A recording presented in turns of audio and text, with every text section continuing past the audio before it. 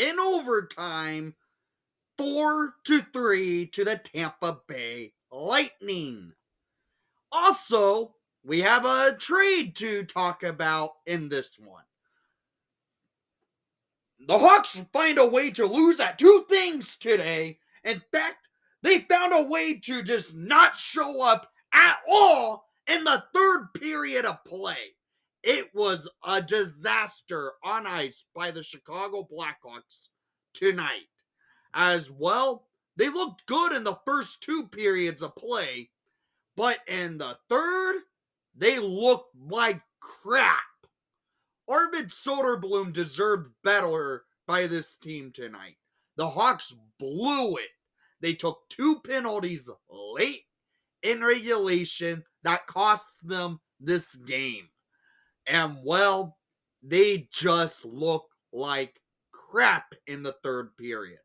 That's what I have to say.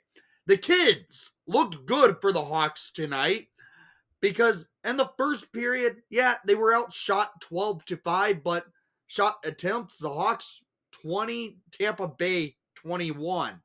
For a second period, 8-10 in favor for Tampa. It was even second period of play. A third period of play. One shot attempt by the Blackhawks for one shot to a total of 17 to Tampa. You can't be doing that against a team like Tampa Bay. In fact, you played Tampa Bay on Tuesday. This is the second game in a row going into the third period of play. You have a lead and you just sit back and just go puck watching. And then you lose in overtime because you don't control the puck. That's why I'm frustrated. It's the same stuff that happened just the other night against Carolina. We will talk about Carolina in this one. But you did the same thing and you do it's deja vu. You're going to lose in overtime. This time, you give up two power play goals late in regulation and in overtime. So, power play. Hawks went 0 for 2 to Tampa Bay going 3 for 3. That's all I have to say. They blew it and should not have been in this game and should not have gotten a point because how bad they blew it in the third period of play. So let's get into the goals of the game, shall we? Tampa Bay starts off the scoring by their power play because the Hawks this game, the PK looked like crap. Well, it comes midway through the first period of play where Tampa Bay was coming off cycling the puck, getting opportunities, and while a cycle happens on their power play at 10:59, Mitchell Chaffee scores on the power play, his ninth of the season, assisted by Kucherov and Point, to make it a 1-0 game for Tampa. At this point, I'm like, oh God, is this going to be one of those games where we're just going to get blown out? No, it wasn't, because the Hawks start battling back, getting some chances. They get their own opportunity, and well, it comes about 5 minutes later at 16:29 in the first period for his first NHL goal, scored by number 28, Colton Dach, assisted by number 8, Ryan Donato, and number 46, Louis Crevier, to tie the game up. A good front net pressure. Dach buries it for his first NHL goal. We're tied up 1 apiece. Just 2 minutes later, the Hawks with some momentum. At 18:47 in the first period, scored by number 91, Frank Nazar, his second of the season, assisted by number 98, Connor Bedard, to give the Hawks a 2-1 lead over the Tampa Bay Lightning late in the first period of play. After this goal by Nazer, the Hawks look like the better team because the goal by Doc leads to momentum for the Hawks. Hawks get some pressure and get a goal. A great pass by Bedard to Nazer, and that's how we have the lead. We take this lead going into the second period of play, and well, the second period of play, the Hawks were the better team to start out of the gates because Louis Crevier comes out playing strong hockey after Hawks had a power play, can't successfully do anything with it, but at 4:59, just seconds after the power play, score by number 46, Louis Crevier, his third of the season, assisted by number 91, Frank Nazer, and number 73, Lucas Reichel, to give the Hawks a 2-goal lead as the power play expires. This goal by Crevier, the Hawks had Tampa Bay on the ropes.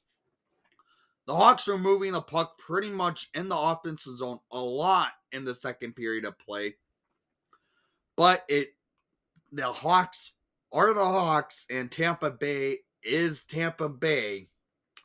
It's not going to last how the Hawks play because the Tampa Bay Lightning find some momentum late in the second period, and well, at 19:52 in the second period, Nick Paul gets Tampa within one for his 14th of the season, assisted by Hedman and Hagel to make it a 2-3 game with 8 seconds left in the second period. This is where I'm like, and here comes the floodgates. Because the Hawks go into the third period, never played well this season in the third period. Haven't seen it really much at all this year. But they do play well. Soderblom plays well. In fact, the Hawks don't play well. They were puck watching the entire period. Bedard has the only shot on goal in the third period of play for the Hawks. However, Tampa Bay just gets buzzing. Hawks, Arvid Soderblom's playing strong in net, but it doesn't hold because Alec Martinez trips up Hagel with 2:25 remaining in regulation time with a 1-goal lead intact and now the Hawks go to the PK. And I'm like, I know our PK is good, but this is not looking good for the Hawks. Because at 19:19, in the third period, Jake Gensel puts the puck in the net on the power play for his 25th of the season, assisted by Kucherov and Darren Radish to make it a 3-3 game. It's time. Oh, so we might be going to overtime. Well, we do go to overtime. But there should be talk about what happens before the overtime. With 3 seconds left in regulation time, Alec Martinez's stick explodes on him in the offensive zone. Tampa Bay gets the puck. Teravainen trips up a Lightning skater. And it's going to be a 4-on-3 power play for Tampa Bay in overtime. Hawks win the faceoff in overtime to start it out. In my opinion, the Hawks should have held on to the puck when they won that opening draw in the overtime. If they did, you could kill some clock. But they don't. They go ahead and ice the puck immediately. So offense's own faceoff for Tampa Bay. Hawks win the faceoff, clear it down the ice it again. Tampa Bay goes down the ice with at 58 seconds into the overtime, Nikita Kucherov buries his 23rd of the season, assisted by Hedman and Gensel and the Hawks lose it 4-3 in overtime to the Tampa Bay Lightning. That's why I'm saying rag the puck if you have it on a PK in overtime. Don't dump it. Ugh.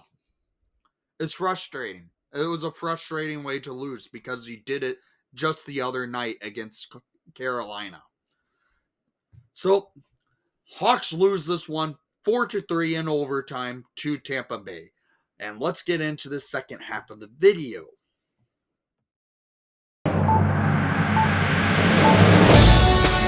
Hawks are done finding a way to lose tonight because they made an in-game trade. Before the game, Taylor Hall was healthy scratch, referring to what was happening because there was a trade in place. Hall gets traded to the Carolina Hurricanes. In fact, that's not the only part of this trade.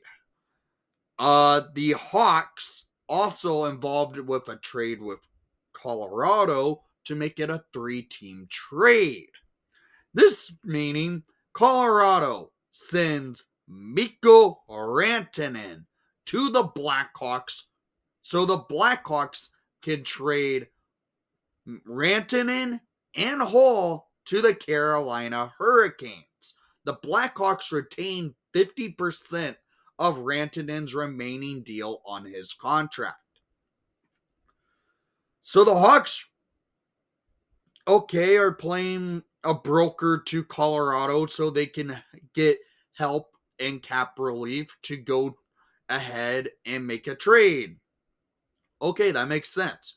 Usually the broker gets some help in the trade. It really wasn't that way because going Colorado's way, the Colorado Avalanche get Martin Necas from Carolina, Jack Drury from Carolina, a 2025 second round pick, and a 2026 fourth round pick from Carolina. What are the Blackhawks getting in this deal because we trade away Taylor Hall to the Hurricanes? Well, we get a third round pick for 2025. In fact, it's the Blackhawks' own 2025 third round pick. So, what we just did, we traded for a pick that we traded to Carolina in the first round of the draft last year. We get that pick back, but we don't get much back for help brokering the Colorado Avalanche, sending Taylor Hall to Tampa, to Carolina, my bad. It's a three-way trade. It's kind of confusing at points. And the Hawks only get a third round pick. I don't know what Kyle Davidson was thinking to only push for a third round pick when you're brokering to help a team make a trade to work. That's honestly, in my opinion, a little bit bad on Kyle Davidson. The Avalanche come out with Martin Necas, a hell of a player. The Hurricanes come out with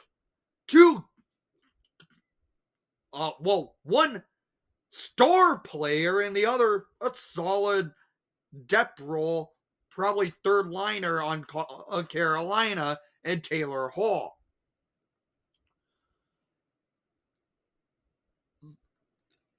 I'm frustrated. The Hawks have a couple. It's still like 2 months. It's not even March yet. The trade deadline's in March, and the Hawks are making this type of trade this early in the season. Granted, there's a break in between in the middle of February for the uh Four Nation face off, but this trade, in my opinion, it's a bad trade by the Blackhawks. I get it. I was saying Taylor Hall is probably going to fetch us a third round pick in by the trade deadline. I was assuming that. But when you're in a 3-team trade and you only get a third round pick when you're helping a team financially to be able to make a trade, you should be getting more.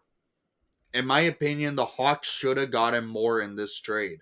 They didn't, and that's where I'm frustrated at seeing what Kyle Davidson was thinking at doing this trade. So down in the comments down below, I want to hear what your thoughts were on tonight's action and the trade, 3-team trade that occurred. And thank you for watching the broadcast. Please leave a like and subscribe if you haven't done so already. And most of all, it's one of those nights, I guess.